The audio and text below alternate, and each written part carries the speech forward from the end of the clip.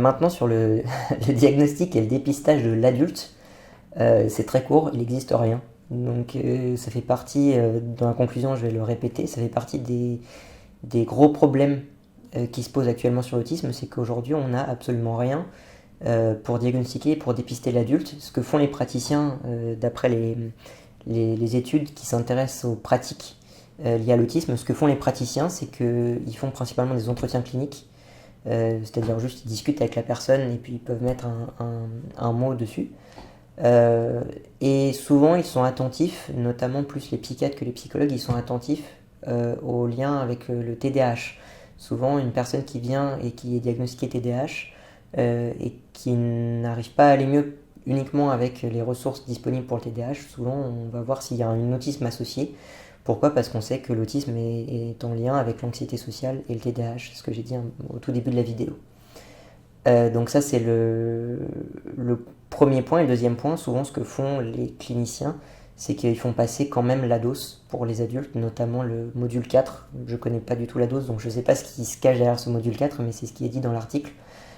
Pour les adultes, sachant que la dose c'est fait pour les enfants et notamment les très jeunes enfants. Et malheureusement, vu qu'il n'y a que ça de disponible, ils font passer ça, mais c'est à défaut d'avoir quelque chose de mieux.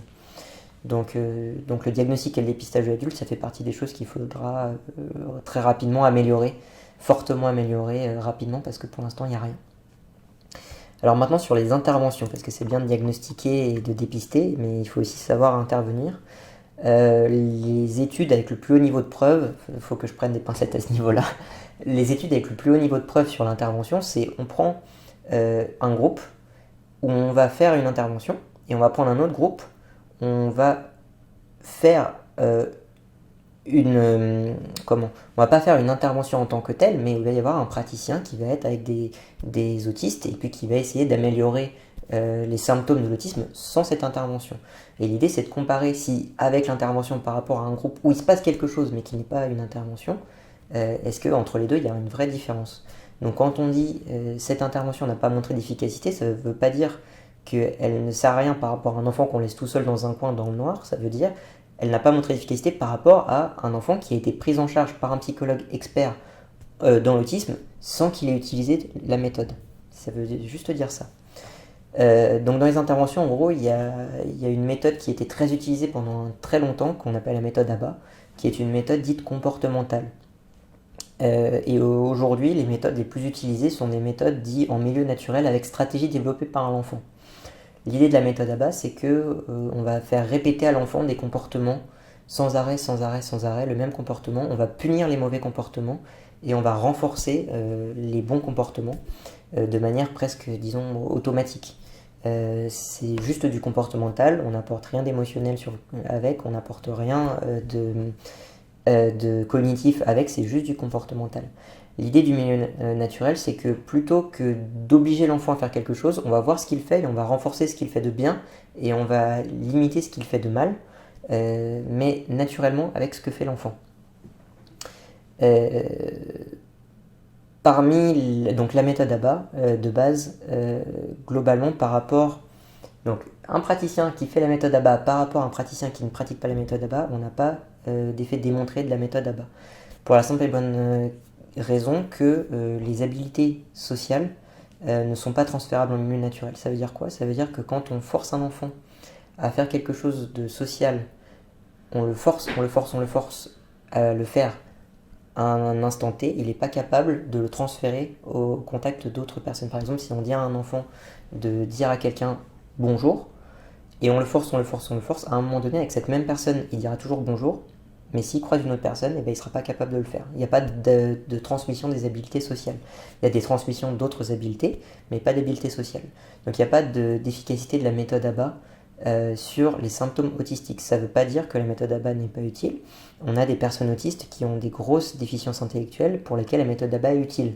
Elle est utile pour combattre les déficiences intellectuelles, les comportements associés aux déficiences intellectuelles, pas à l'autisme en elle-même. Donc c'est vraiment des choses différentes.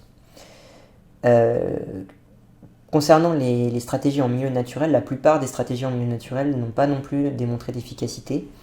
L'un des problèmes qu'on a avec ça, c'est que la plupart des recherches qui sont faites ne sont pas contrôlées. dans le sens où on va avoir, pour faire de la recherche, pour comparer des méthodes, il faut que les méthodes soient comparables. Si on a une méthode où on a un processus qui va durer 12 semaines ou un processus qui va durer 2 ans, pour les comparer, ce ne sera pas possible. Quand on a un processus où il y a une personne, un expert de l'autisme qui va voir un enfant 1 heure par semaine ou qui va le voir 15 heures par semaine, on ne peut pas non plus vraiment comparer les deux en disant l'un est plus efficace que l'autre. Oui, si ta méthode en 15 heures par semaine pendant 2 ans fonctionne mieux que celle de 1 heure par semaine pendant 12 semaines, bah, on n'aura pas appris si c'est le fait qu'il ait passé plus de temps avec qui fonctionne ou si c'est la méthode en tant que telle qui fonctionne. Donc c'est pour ça que c'est très difficile de faire des liens. Il y a une méthode qui a démontré des effets positifs sur les symptômes de l'autisme. Il n'y en a qu'une seule, c'est ce qu'on appelle le programme Jasper. Et il a montré des améliorations sur l'engagement et l'attention jointe de l'enfant avec les parents. C'est-à-dire qu'avec cette méthode, on accompagne et l'enfant à développer son attention jointe et son engagement joint, et le parent aussi. On voit que les enfants arrivent mieux à développer l'engagement joint et l'attention jointe avec le parent. Donc c'est une méthode qui dure aussi 12 semaines, donc pas 2 ans, c'est une méthode assez courte, mais avec un certain nombre d'heures par semaine, je crois que c'est 15 heures par semaine, donc ça demande vraiment beaucoup de temps d'accompagnement et de l'enfant et de l'adulte. Mais c'est la seule qui a réussi de manière un peu plus sérieuse à démontrer son efficacité sur les symptômes de l'autisme, pas sur l'ensemble des choses qui va se passer autour de l'autisme. Ça c'est sur les interventions dites précoces, c'est-à-dire avant l'arrivée à l'école. Pour les enfants qui sont à l'école, c'est un peu différent parce qu'il y a beaucoup d'autistes qui ont des déficiences intellectuelles et qui ne peuvent pas aller à l'école. Mais pour les enfants qui vont à l'école, il y a un certain nombre de choses qui fonctionnent plutôt bien. Mais c'est déjà un type d'autisme particulier qui n'est pas trop prononcé, ou avec des habiletés cognitives un peu plus efficaces, un peu plus importantes que d'autres personnes autistes qui ne peuvent pas aller à l'école, ou qui doivent aller dans des écoles spécialisées. Pour eux, ce qui marche bien, c'est déjà ce qui a été démontré qui marche bien. Ça ne veut pas dire qu'il n'y a que ça qui marche. C'est les systèmes de communication avec des systèmes picturaux. Donc tout ce qui va être émoticône, emoji, tout ce qui va être utilisation de support émotionnel indirect, ça va les aider justement à communiquer leurs émotions qui ne sont pas forcément capables de communiquer autrement. Ça, c'est la première chose qui fonctionne plutôt bien à l'école. Pour tout ce qui est social, donc les habiletés sociales. D'autres traitements qui fonctionnent bien à l'école pour les enfants autistes, c'est globalement les TCC liés à l'anxiété, parce que globalement, ce dont souffrent les personnes autistes qui vont à l'école, c'est d'anxiété et TDAH. Donc ce qui marche bien pour eux, c'est les TCC contre l'anxiété et les médicaments contre le TDAH, parce que malheureusement contre le TDAH, il n'y a principalement que des médicaments qui fonctionnent bien. Et enfin, pour les interventions à l'âge adulte, globalement, c'est un peu la même chose. Les adultes autistes qui veulent aller mieux, souvent, vont traiter la comorbidité associée à l'autisme, c'est-à-dire l'anxiété, pareil avec les TCC, le TDAH, pareil avec les médicaments, et puis aussi souvent la dépression. Il y a beaucoup de liens entre la dépression et l'autisme. Malheureusement, et ça c'est quand même quelque chose d'assez curieux, les TCC marchent sur l'anxiété sur les autismes, mais pas sur la dépression sur les autistes, alors que les TCC marchent sur la dépression normalement. On ne sait pas pourquoi, mais ça sera quelque chose à investiguer plus tard. Voilà, il me reste juste un dernier point, c'est la qualité de vie. Ça c'est intéressant, mais c'est un peu triste, mais c'est la recherche sur le sujet. Les autistes ont des grosses difficultés à trouver des emplois et à garder des emplois. Ils ont beaucoup de difficultés à avoir une vie sociale épanouie. Souvent ils travaillent en dessous de leur capacité et tout ça, ça diminue leur qualité de vie dite objective. La qualité de vie objective, c'est qu'on compare deux personnes sur des critères objectifs et on dit voilà, celle-là typiquement elle a une qualité de vie moins bonne que celle-là. Une qualité de vie objective ne veut pas dire une qualité de vie subjective. Et c'est ça qui est intéressant, on ne sait pas trop pourquoi, mais globalement les personnes autistes ont une qualité de vie subjective supérieure à leur qualité de vie objective. C'est-à-dire que même si globalement, objectivement dans leur vie ça va pas bien, parce qu'ils ont beaucoup de difficultés par rapport à des personnes qui ne sont pas autistes, subjectivement ça va pas si mal que ce que c'est objectivement. Donc au final, bien souvent ils vont mieux que ce qu'ils auraient pu être, donc c'est plutôt une bonne nouvelle. Il y a une chose qu'on ne sait pas, et c'est intéressant de le noter, c'est que les femmes autistes ont beaucoup plus de difficultés de garder un emploi stable que les hommes autistes. On ne sait pas pourquoi, mais ça fait partie des données de la littérature.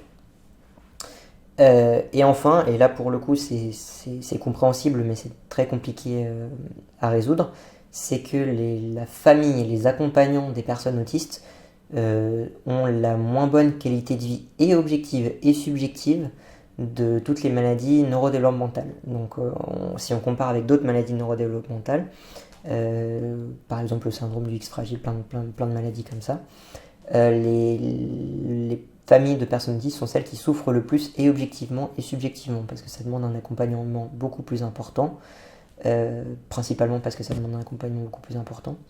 Et ce qui est intéressant, c'est que le fait d'aider à la recherche scientifique sur l'autisme, ça aide beaucoup les accompagnants et les familles de personnes autistes. J'en profite d'ailleurs pour vous dire que si vous voulez accéder à l'article, page 17, il y a un très grand nombre de liens et de ressources internet, principalement en anglais, parce que l'étude a été faite en anglais. Bien souvent, tout ce qui est publié dans Nature, c'est quasiment toujours publié en anglais. Et on a voilà, une box ici où il y a tout un tas de liens pour avoir des ressources sur l'autisme. Je pense qu'il y en existe beaucoup d'autres en français. N'hésitez pas à les indiquer en commentaire si vous les avez et si ça peut vous aider à les partager. Mais là, globalement, c'est quasiment que en anglais. Mais c'est toujours bien de voir que le fait d'aider à partager son expérience vis-à-vis de la maladie, ça aide beaucoup les accompagnants et les soignants en lien avec ce genre de maladies qui sont quand même très lourds. D'ailleurs, j'ai dit maladie, mais c'est pas une maladie. On va le voir tout de suite en conclusion. Donc, j'arrive sur la conclusion, enfin. Le savoir scientifique actuel ne montre pas d'effet des TCC sur les symptômes de l'autisme, ce qui est assez logique parce qu'il y a beaucoup de personnes autistes qui n'ont pas accès à la parole et quand ils ont accès à la parole, ils ont souvent des difficultés sociales, qui signifient difficultés relationnelles et donc difficultés à parler. Or, pour faire des TCC, il faut pouvoir quand même avoir accès à la parole et avoir un niveau de langage qui soit assez développé. Et donc c'est plutôt normal de voir qu'il n'y a pas d'effet reconnu de la TCC sur les symptômes de l'autisme. Plutôt logique. Les interventions précoces de type ABA ou Denver, elles ne sont pas fondées scientifiquement. Il n'y a aujourd'hui rien qui nous permet de dire que ça permet de soigner les symptômes de l'autisme. Encore une fois, je le rappelle, ça ne veut pas dire que ça ne soigne pas les symptômes de l'autisme ou ça n'aide pas à améliorer les symptômes de l'autisme. Ça ne veut pas dire que c'est inutile, parce que c'est utile pour d'autres choses et des symptômes qui sont associés à l'autisme qui ne sont pas forcément des symptômes de l'autisme. Autre point très important, Asperger n'est pas une maladie en tant que telle, ça fait partie des troubles de l'autisme, mais ça n'a pas de valeur ajoutée par rapport à le fait de dire cette personne-là fait partie du spectre du trouble autistique. C'est plus logique que de dire cette personne est Asperger. Ce n'est pas un type de maladie ou de construit particulier sur l'autisme. Autre point important, je l'ai dit avant quand on a parlé de la méthode ABA, les habiletés sociales ne sont pas transmissibles en milieu naturel. Ça veut dire que si on entraîne les enfants à une habileté sociale, on l'entraîne, ça n'améliore pas, il n'est pas capable de les réutiliser ensuite dans un autre milieu, dans un autre contexte. Et donc ça pose vraiment la question de l'utilisation des méthodes comportementales pour améliorer les habiletés sociales. Enfin, ça pose pas la question en fait, c'est juste ça sert pas à améliorer les habiletés sociales. Ça peut améliorer certains comportements pour rendre par exemple les personnes autonomes, les personnes qui ont des difficultés cognitives, des difficultés intellectuelles, à les rendre autonomes et à leur permettre de vivre tout seul, mais ça n'améliore pas les symptômes de l'autisme. Avant-dernier point important, je me suis peut-être trompé tout au long de cette vidéo parce que on a des réflexes qu'on a, mais l'autisme n'est pas une maladie, c'est un construit qui est utile pour rassembler un certain nombre de personnes dont on voit que leurs symptômes ont des corrélations très fortes, mais dont on n'est pas sûr qu'elles ont une même maladie. Leurs symptômes sont similaires, il y a une corrélation forte entre ces symptômes, mais a priori c'est un ensemble de phénotypes liés à un construit spécifique, neurodéveloppementaux. Le point intéressant, c'est de dire qu'à partir du moment où on sera capable in utero de pouvoir transformer les gènes responsables de cette maladie neurodéveloppementale, de ces ensembles de symptômes neurodéveloppementaux, l'autisme à ce moment-là n'existera plus. La maladie d'autisme va disparaître à partir du moment où on aura compris quels sont les gènes qui codent pour les symptômes liés à ce qu'on appelle aujourd'hui l'autisme. en espérant évidemment que ça se fasse le plus tôt possible. Et enfin, j'étais un peu gêné quand j'ai fait cette vidéo de parler un petit peu de tout ce qui était diagnostic, traitement, etc. Moi, ce qui m'intéresse, c'est le savoir scientifique. Là, ce qui est intéressant, c'est aussi de parler des fonds liés à la recherche. La plupart des fonds liés à la recherche sur l'autisme sont des fonds qui s'intéressent aux IRM, aux modèles animaux et aux biomarqueurs. Or, aujourd'hui, il n'existe aucun biomarqueur d'aucune maladie que ce soit. On a dépensé depuis les années 90 des milliards d'euros dans la recherche de biomarqueurs de maladies mentales et aujourd'hui, on n'en a trouvé aucun. Or, aujourd'hui encore, dans l'autisme, on continue de financer beaucoup de recherches sur l'autisme, sur les biomarqueurs, alors que, encore une fois, on n'en a trouvé aucun. De l'autre côté, il y a très très peu de fonds investis dans la recherche de diagnostic pour l'adulte dans les interventions. Quand je disais qu'il y a certaines interventions qui n'ont pas été prouvées, ce qu'il faut aussi dire, c'est qu'il y a très très peu d'argent qui sont mis en place, qui sont dédiés à la recherche de traitements efficaces et d'interventions qui soient efficaces. Et c'est un gros problème parce qu'on ne peut pas dire il n'y a rien qui marche si on n'a pas fait l'effort de mettre des fonds pour dire qu'est-ce qui marche et qu'est-ce qui ne marche pas.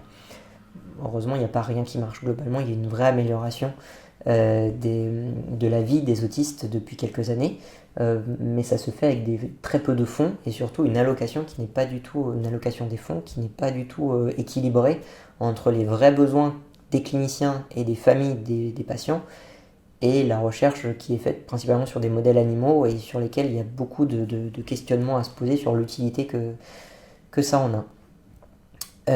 Voilà en gros tout ce qu'on pouvait dire sur les connaissances actuelles de l'autisme en 2020.